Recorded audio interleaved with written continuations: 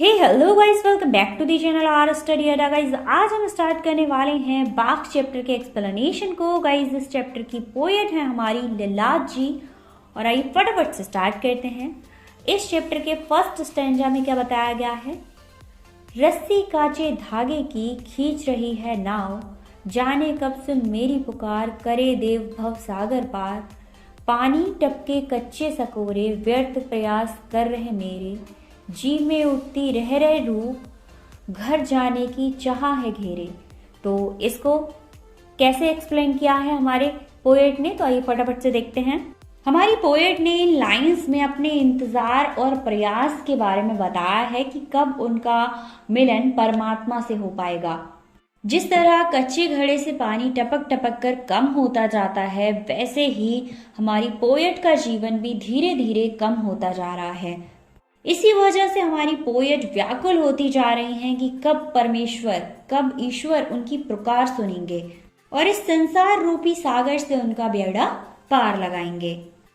इन पंक्तियों में हमारी पोएट ने परमात्मा के पास जाने के लिए जो प्रयास किए जाते हैं उनको कच्चे धागों से खींचे जाने वाली नाव के रूप में बताया है। अब हमारी पोएट ने कच्चे धागे शब्द का यूज इसीलिए किया है क्योंकि हम ह्यूमंस, हम मनुष्य जमीन पर कुछ समय के लिए ही आते हैं, धरती पर कुछ टाइम के लिए ही आते हैं और कुछ टाइम बाद हम सभी मनुष्य को अपना जीवन, अपना शरीर त्यागना पड़ता है।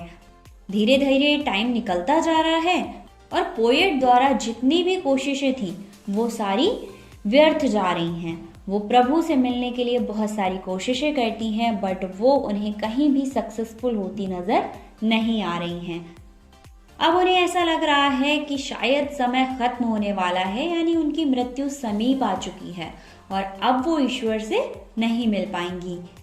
इसीलिए उनका हृदय जोर जोर से तड़प रहा है। वो प्रभु से मिलकर उनके घर जाना चाहती हैं, अर्थात उनकी भक्ति में लीन होना चाहती हैं, उनके चरणों में अपने सर को रखकर खुद को समर्पित करना चाहती हैं। इसके बाद नेक्स्ट वाक्य है हमारा, खा खाकर कुछ पाएगा नहीं, ना खाकर बनेगा अहंकारी, सम खा तभी होगा संभावी, खुलेगी सकल मंद द्वार की। तो इस वाक्य में क्या बताया है हमारी पोएट ने, आइए देखते हैं। अपनी इन पंक्तियों में हमारी पोएट कहती हैं कि अगर हम सांसारिक विषय वस्तुओं में डूबे रहेंगे तो कभी भी हमें मोक्ष की प्राप्ति नहीं होगी। इसके विपरीत अगर हम सांसारिक मोहमाया को छोड़कर त्याग और तपस्या में लग जाएंगे तो इससे भी हमें कोई लाभ होने वाला नहीं है, क्योंकि भोग का पूरी तरह से त्याग करने के बाद हमारे अंदर अहंकार आ जाएगा कि मैंने तो पूरे भोग का त्याग कर दिया, फिर हम और ज्यादा अहंकारी बन जाएंगे। इस वजह से हमें मुक्ति यानी ज्ञान की प्राप्ति नहीं हो पाएगी। अकॉर्डिंग टू पोएट ये दोनों ही रास्ते गलत हैं। वो कहना चाहती हैं कि तपस्या करके भी आप कुछ नहीं कर सकते और इस मोह माया में फंसकर भी आप कुछ नहीं कर सकते। इन दोनों रास्तों के बीच एक रास्ता हमें बताया है पोएट ने। वो कहती हैं कि इस रास्ते पर चलकर आप लोग, जिससे आप सभी के अंदर वासना और भोग लिप्सा भी नहीं होगी और ना ही अहंकार आप में और मुझ में पनप पाएगा।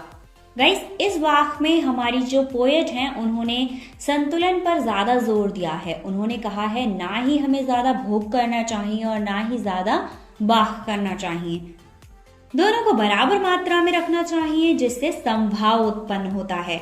इस सब से हमारे अंदर अपने पराये से हटकर उदारता आएगी और हम अपने हृदय के द्वार पूरे संसार के लिए खोल पाएंगे, अपने हृदय में सभी के लिए प्रेम रख पाएंगे। अब चलते हैं नेक्स्ट वाक्य की ओर। आई सीधी राह से गई, न सीधी रहा, सुषुम शेष पर खड़ी थी, बीत गया दिन आहा, जेब टटोली कौड़ी न पाई, मांझू को दूं क्या उतर आई। मतलब जेब टटोली और कौड़ी न पाई। तो अब देखते हैं इस वाक्य का भावार्थ।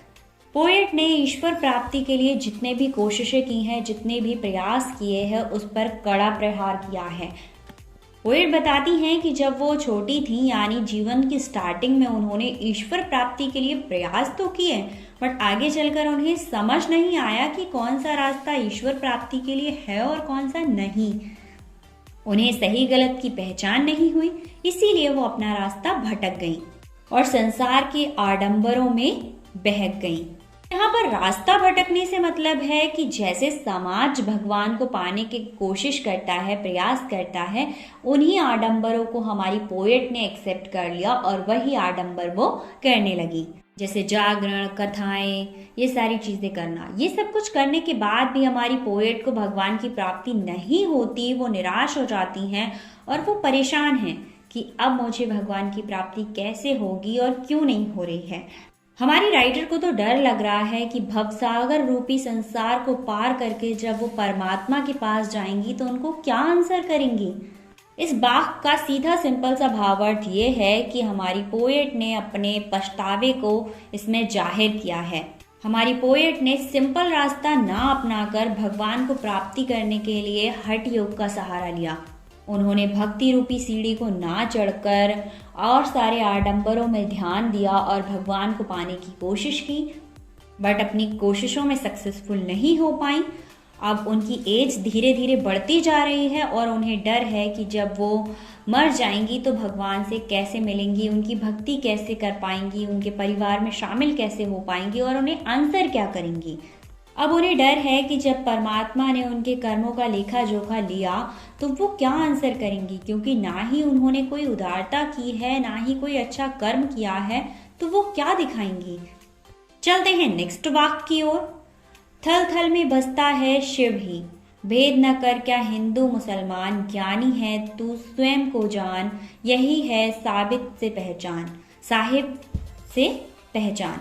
तो इस वाक्य में हमारी पोएट बताती हैं कि हिंदू मुस्लिम का भेदभाव, इस सारी चीज़ों को क्लियर करती हैं कि ऐसी कोई चीज़ नहीं होती है। हमारी पोएट के अकॉर्डिंग शिव यानी ईश्वर हर जगह बसा हुआ है, चाहे वो जल हो, थल हो, आकाश हो, प्राणी हो, कहीं भी हर जगह यानी शिव व्याप्त हैं। यहाँ तक कि हमारे अंदर भी ईश्वर बसा हुआ है। वो किसी को भी ऊंच नीच भेदभाव की दृष्टि से नहीं देखता है। हमारी पोएट के अनुसार ईश्वर की प्राप्ति के लिए हमें सबसे पहले आत्मज्ञान प्राप्त करने की जरूरत है, क्योंकि इससे ही हम ईश्वर को प्राप्त कर सकते हैं। ईश्वर हमारे अंदर सदैव आत्मा रूप में बसे हुए हैं। इसीलिए हमारी पोएट ज्ञानी पुरुषों से कह रही हैं कि अगर आप ज्ञानी हैं तो समय को पहचानो, क्योंकि हमारे अंदर ही परमात्मा है। फिर से वही लाइन रिपीट कि हमारी पोएट इन पंक्तियों में बताती हैं कि ईश्वर कण कण में व्याप्त है, हमारे अंदर बसे हुए हैं। लास्ट में मैं यही कहना चाहूंगी और हमारी पोएट भी यही बताना चाह रही हैं कि ईश्वर को ढूंढने के लिए किसी मंदिर मस्जिद में जाने की ज़रूरत नहीं है। आप अपने हृदय में ढूंढिए और खुद को यानी अपने आप को आत्मज्ञान दीजिए। तो आई होप आपको चैप्टर समझ आया होगा। कोई भी प्रॉब्लम है तो कमेंट कर दीजिए। मिलते हैं नेक्स्ट चैप्टर में। Thank you so much.